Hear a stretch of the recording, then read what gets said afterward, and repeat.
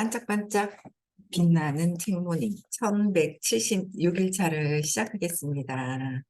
네, 1176일차고요. 32페이지예요.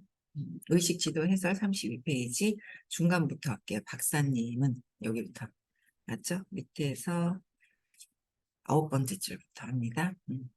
박사님은 수많은 사람에게 도움이 될 수 있는 수많은 사람들에게 도움이 될 수 있는 걸 찾으신 거예요. 바닷물을 퍼내도 바닷물은 줄어들지 않죠. 그러다 보니까 많은 사람들에게 도움이 될 수 있는 내적인 변형 수단을 찾는데 전념을 하시는 거예요. 내적으로 변형되는 거. 외부가 아닌 내적으로 변형이 되는데 전념을 하셨다는 거예요. 여기서 우리는 붓다를 떠올립니다. 붓다는 깨어남 이후 8정도를 제시했습니다. 빌 윌슨이 떠오르기도 하는데 그는 빛 충만함을 통해 치명적이고 절망적인 알코올 중독에서 해방되어 회복을 위한 12단계를 발전시켰습니다. 호킨스 박사님은 병원 환자들의 치유 과정을 조사하면서 의사로서 실제로 행한 무언가나 처방보다는 사랑을 발산하는 처방 치료보다는 그 내적인 다 뭐가 문제일까요? 사랑이 부족하다고 생각하고 내가 사랑인 걸 모르기 때문에 자꾸 여러 가지 어떤 생각들로 인해서 문제가 생기는 거죠. 자꾸 이제 고통을 경험하는 거예요. 네, 그래서 사랑을 발산하는 내면의 의식이 사랑을 발산하는 내면의 의식이 치유 과정이 훨씬 관련이 깊음을 알아차렸습니다. 뭔가 행하는 외부에서가 아니라 내면의 의식이 치유 과정에 훨씬 관련이 깊음을 알아차렸습니다. 박사님은 또한 어떤 의사들이 환자는 개선되는 경향이 있는 반면에 다른 의사들이 환자는 대부분 악화되거나 차도가 없는 경향이 있음을 알아차렸습니다. 그러니까 개선되기도 하지만 악화되거나 차도가 없는 경우도 이제 여러 유형을 이제 또 본다는 거예요. 그래서 약물 및 치료 프로토콜이 모든 환자에게 동일한 경우라도 마찬가지였습니다. 1997년 4월 25일 캘리포니아 대학교 샌프란시스코 보건과학센터 연내 랜드버그 강연에서 박사님은 뉴욕에서 임상 진료 당시 의사들이 조현병 치료의 일부분으로 다양한 비타민을 처방하던 시절에 관찰한 것을 회상했습니다. 어떤 의사의 환자들이 겪는 부작용의 정도는 그 의사의 의식에 달려 있습니다. 그 의사의 의식에 달려 있대. 약에 달려 있지 않지요. 그랬어요. 그죠? 예. 부작용의 정도가 어디에 달려 있다고요? 내 의사의 의식에 달려 있다. 의사의 의식에. 모든 것은 선생님도 그러셨어요. 고속도로를 지나가다가 동물이 차에 딱 부딪혀서 죽어 있는 경우 간혹 보거든요. 요새는 이제 뭔가 저기 앞에 뭐가 있다 그러면 안 보죠. 뭔가 좀 도로에 뭐 진하게 뭐가 있다든지 뭐가 물건 같이 뭐가 이렇게 있다 그러면 이제 아예 이제 주의를 다른 데 보고 막 이러거든요. 근데 그런 것조차도 일어나 있는 모든 것조차도 나의 의식 안에서 보고 있다라고 얘기를 하시는 거예요. 처음에. 그래서 처음에 어? 어떻게 도로에 죽어 있는 저 동물까지도 내 의식 안에서 있다는 게 처음에 굉장히 많이 각인이 되면서 이해가 안 됐던 부분이에요. 처음 제가 이제 강의를 들을 때, 이제 의식 수업을 들을 때, 내 의식 안에서 모든 것들이 있다. 여러분들은 여러분들 의식 안에서 모든 것들이 펼쳐지는 거고요. 저는 제 의식 안에서 모든 것들이 펼쳐진다는 거예요. 그게 이제 내 의식 안에서 있다. 끊임없이 나의 의식 안에서 있다라고 끊임없이 얘기를 하시는데 아니라고 생각하죠. 이거를 이제 가져오는데 시간이 걸리는 거예요. 그러니까 내 마음 속에 있는 걸 밖에서 보는 거. 그래서 밖에서 보는 거는 내 마음 속에 있는 것이라는 거를 내 마음이라는 거. 주체가 내 마음에서 이 모든 것들을 보고 있다는 걸 가져오는데 그렇게 시간이 걸리는 거예요. 지금도 아직은 100%못 가져왔죠. 100% 가져왔으면 뭐 가져와야죠. 100%. 자꾸 제가 그러는 것 같잖아요. 자꾸 제가 그러는 거고 얘가 그러는 거고 내 안을 자꾸 찾으면 그래도 여기 공부하시는 분들은 끊임없이 내 안을 찾고 공부하고 내면을 자꾸 보고 무엇 때문인지 계속 이렇게 보잖아요. 내 안에 믿음, 내 믿음이 어떻게 펼쳐지느냐. 내 믿음이 마음은 자꾸 마음이 이랬다 저랬다 이랬다 저랬다 그래요. 마음이라는 거는 마음은 이랬다 저랬다 하고 마음을 관통해서 벗어나야 이 내 마음의 움직임을 내가 마음을 잘 다스릴 수가 있는 거죠. 근데 마음 안에 있을 때는 마음에 자꾸 동요가 돼서 휘청거리는 거예요. 그래서 모든 그 의사의 의식에 부작용의 정도는 의사의 의식에 달려있다라는 거예요. 어제는 어제는 그냥 저희 남편이 이렇게 좀 인상을 좀 쓰고 있는 거예요. 왜 저러고 쓰지? 전날 뭐라고 얘기하시는데 제가 뭐 어쩌고 저쩌고 그냥 좋게 이렇게 편안하게 얘기했거든요. 제가 편안하게 얘기했어요. 또 편안하게 해드렸단 말이에요. 근데 저는 편안하게 했어요. 그래서 마음에 안 걸리는 거예요. 어떤 뭐가 이제 있는 어떤 것들을 이렇게 어떤 상황에 그래서 편안하게 이렇게 했어요. 근데 이제 본인이 걸리나 봐요. 근데 내가 보니까 이게 너무 편안하게 해줬더니 본인이 또 걸리나 보다. 나는 편안하게 했는데 본인이 걸릴 만한 건가? 뭐 그것도 다 좋다. 오케이. 그냥 있잖아요. 약간 불편해하는데 그래도 계속 저는 편안하게 얘기를 하는 거예요. 편안하게. 그러니까 그냥 그냥 저 밖에 있는 인형이 어떻게 하든 나는 내가 편안하면 된다라는 거죠. 편안하게 그냥 일상적으로 그냥 대하면 된다는 거예요. 그런 게 점점 공부하다 보니까 그런 게 돼가는 거죠. 또 걸릴 때도 있지만 각성하고 빠져나오고 계속 그러는 것 같아요. 그래서 재밌어요. 편안해지고. 예를 들어 뉴저지에 있는 한 의사의 환자는 비타민 B3를 사용하여 피부 변색의 한 유형이 나타났습니다. 하지만 다른 의사들의 환자는 전혀 부작용이 없었고 실제로 치료에 잘 반응했습니다. 성공한 의사들의 비결은 무엇일까요? 박사님은 치유 효과가 의사의 의식 수준과 관련이 있음을 알게 됐습니다.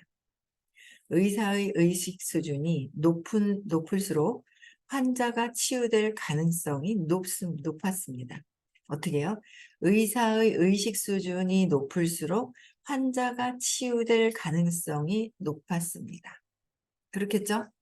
뭔가 사랑으로 뭔가 이렇게 대해줬을 때 훨씬 치유 효과가 높다라는 거예요. 근데 우리는 의사는 아니지만 늘상 사람을 만나고 이렇게 만나고 대하잖아요. 그러니까 내가 사랑으로 되어 있을 수 있는, 사랑으로 대할 수 있는 그런 상태가 내가 되어야 된다는 거죠. 근데 아직도 왜 이제 이렇게 막 크게 걸렸던 거에서 이렇게 좀 해결을 좀 해가고 많이 내 마음에서도 잔잔해졌지만 그래도 걸리는 게 막 있단 말이에요. 아직도 걸리는 게 되게 많아요. 그래서 이게 이런 부분 때문에 그랬구나. 이게 이런 부분 때문에 그랬구나. 그래서 요새는 그 에고가 하고 있는 그 철저한 행위들 있잖아요.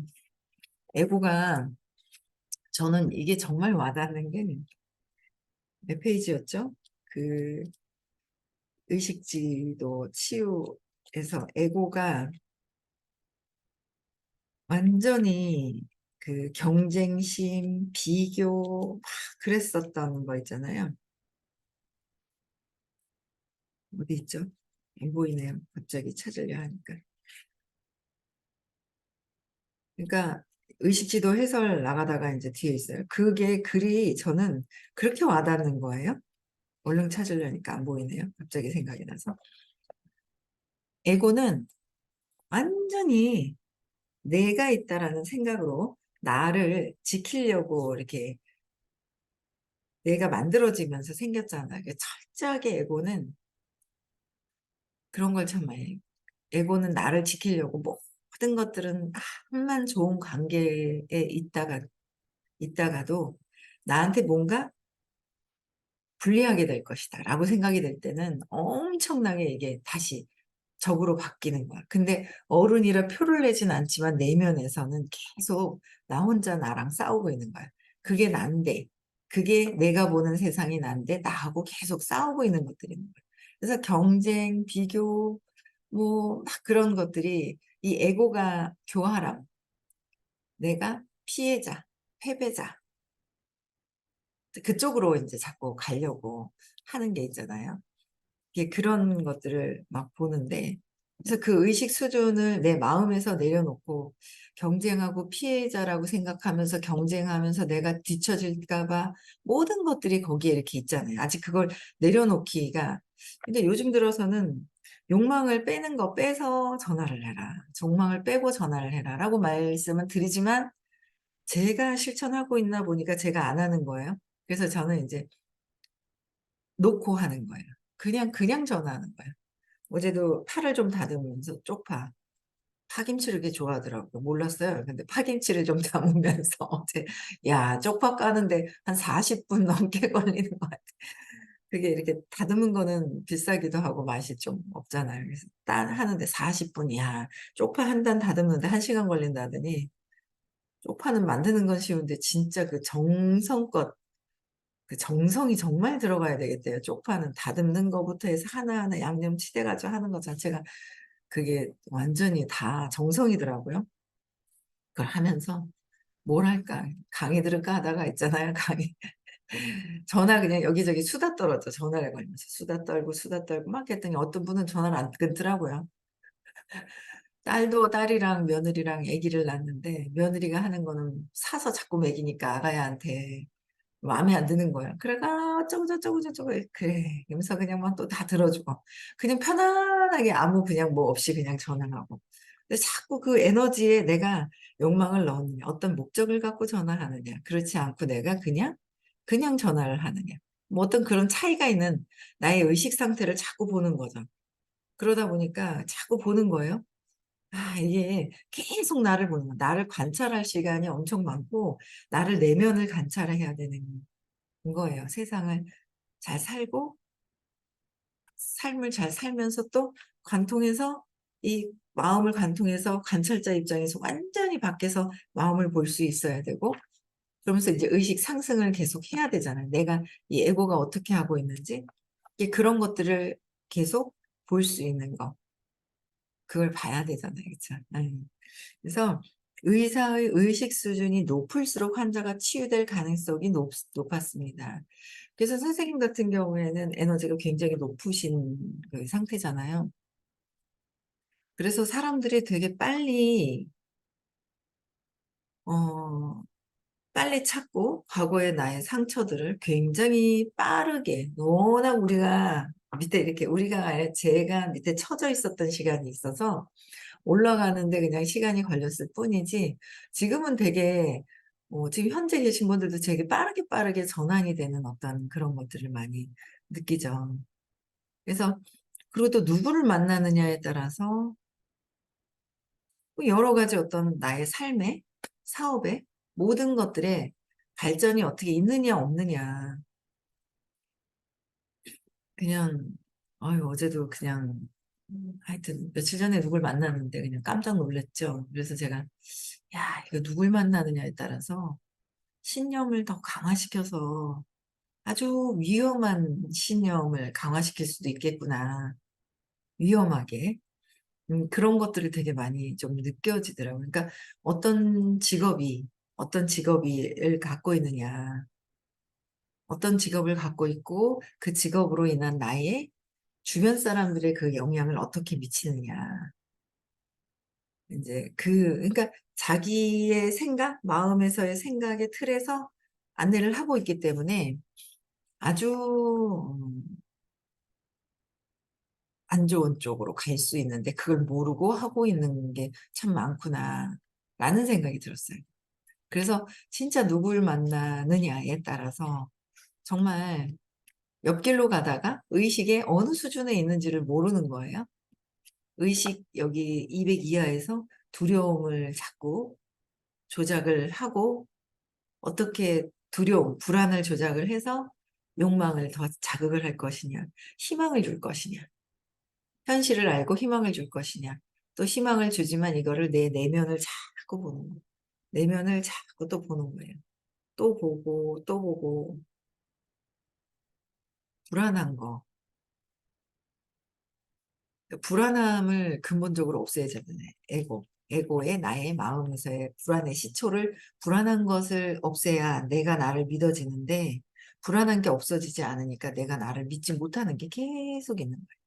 계속 끊임없이 근원에 처음에 느꼈던 그 찰나, 그런 불안감이 계속 올라오더라고요. 그래서 나의 의식 수준에 따라서 주변의 사람들이 영향이 받는 거잖아요. 의사의 의식 수준이 높을수록 환자가 치유되듯이 나도 마찬가지예요. 내 의식에 따라서 내 주변이 달라진다. 특히 엄마인 경우에는 엄마에 따라서 아이들이 달라질 것이고 우리 한 사람 한 사람에 의한 의식에 따라서 이게 높아지는 것이다 라는 거예요. 그래서 가장 에너지가 높으신 분이 그래서 전 인류에 600이 넘으신 분이 22분 정도가 계시다라고 했어요. 그분들에 의해서 전 인류가 균형이 어느 정도 맞춰지고 있다가 점점 올라가고 있잖아요. 그런 영향력, 우리가 의식 한 분 한 분 의식이 올라가는 거는 인류에 영향을 미치고 있다라는 거예요. 아주 지대한 영향을 세상에 미치고 있는 거예요. 예. 영적 지향성이 있는 사람들은 이 말을 납득할 것입니다. 영적인 지향, 영적 지향성 있는 사람들은 이 말을 납득할 것입니다. 하지만 이성적이고 선형적인 사고방식에 경도된 이 사회에 이것을 어떻게 제시할 수 있을까요? 의부의 행동이 아니라 내면의 의식이 결과를 결정한다는 것을 어떻게 증명할까요? 내면의 의식이 결과를 결정한다는 것. 어떻게 증명할까요? 사람들은 잘 몰라요. 잘 몰라요. 근데 공부하는 사람들은 알아요. 근데 외부에 있는 사람, 그렇긴 한데 잘 몰라요. 그냥 볼 땐 몰라요. 내면이기 때문에 대화를 해보고 그 사람의 어떤 결과가 완전 드러나지 않은 다음에는 변형되어 가는 과정을 선생님 같은 경우 2, 3분 만에 완전 변형이 되신 거지만 우리는 변화를 하고 있죠. 그러다가 완전히 변형이 되겠죠. 네, 그 차이를 어떻게 증명할까요? 그래서 내적인 발견이 있다는 거야. 호킨스 박사님은 스스로를 가리키며 재밌어 하면서 말씀하셨습니다. 스스로를 가리키면서 재밌어 하셨대요. 그쵸? 우리는 우리를 보고 재밌어 하나요? 아직 저는 저를 보고 재밌어 하지가 않고요. 요새는 왜 안 웃지? 그런 생각이 드는 거예요, 제가. 내가 왜 안 웃지? 왜 안 웃고 있을까? 제가 보이는 거죠, 얘가. 얘가 재밌는 게 아니라 얘가 막 어릴 때부터 막 버려질까 봐 전전긍긍하는 슬픈 아이가 있는 거예요. 어른 성인이 있고 성인이 성인이라고 해서 몸만 성인이 있고 몸은 성인이 되어 있고 세월이라는 나이를 갖고 있지만 내적인 이 어린아이는 내적인 어린아이는 슬퍼하는 어릴 때 버려질까 봐 천전긍긍해서 슬퍼하는 아이가 있는 거예요. 그러니까 웃지를 않는 거예요. 그 혼자 있다가도 그냥 씩 웃어요. 그냥 요새는. 제가 저를 보면서 혼자 그 왜 그렇지? 그래. 내가 뭐 심각할 게 뭐가 있지? 혼자 심각한 거예요. 여러분들은 안 그러세요? 저만 그런가? 혼자 심각하게 있는 거예요. 그래서 그럼 뭐하러 심각하지? 혼자 가다가 그냥 웃어요. 제 모습을 자꾸 보게 되더라고요. 공부를 하다 보니까. 그래서 내적 발견? 그쵸? 여기 지구에서 이것은, 여기 지구에서 이것은 항상 부적응자였고, 항상 부적응자였고, 저도 그랬던 것 같아요. 부적응자였던 것 같아요. 아니, 지금 생각하니까, 아, 그렇네. 그러면서 제가 진짜, 삶을 잘 사는 게 아니더라고요. 근데 뭔 복이 있는지, 제가 복이 있어서 여기까지 왔구나. 부적응도. 아, 웃겨라. 부적응투. 근데 저 복이 있어가지고, 네, 하더니 건물이 또 좀, 뭐, 다 각자 그런 것 같아요. 부적응, 뭐, 부적응을 하는데. 근데 이제, 그래도 저 12억짜리가 더 올랐을 거예요. 그쵸? 15억을 하는, 20억을 하는데, 그, 비싼 그, 건물이 탁 생겼잖아요. 그러니까 사회 부적응과는 다른 거예요. 부적응과 내가 복을 쌓아서 받는 거는 다른 거예요. 그래서 선생님이 시크릿을 알려주시는 거예요. 사회의 부적응자라도 뭔가 가져갈 수 있게끔. 예를 해라 하는데 그 또 예가 또 있잖아요. 이렇게요. 그래서 이해가 되지 않는 거죠. 내 생각을 내려놓는 거. 내 생각을 내려놔야 되는데 내 생각을 내려놓지 않고 있기 때문에 뭔가 선물을 받을 수도 있는데 막고 있다라는 거. 이게 끊임없이 그런데 그래도 저분은 부적응자 투 하셨던 분은 아버님이 그 목회를 하셨잖아요. 목사님이셨잖아요.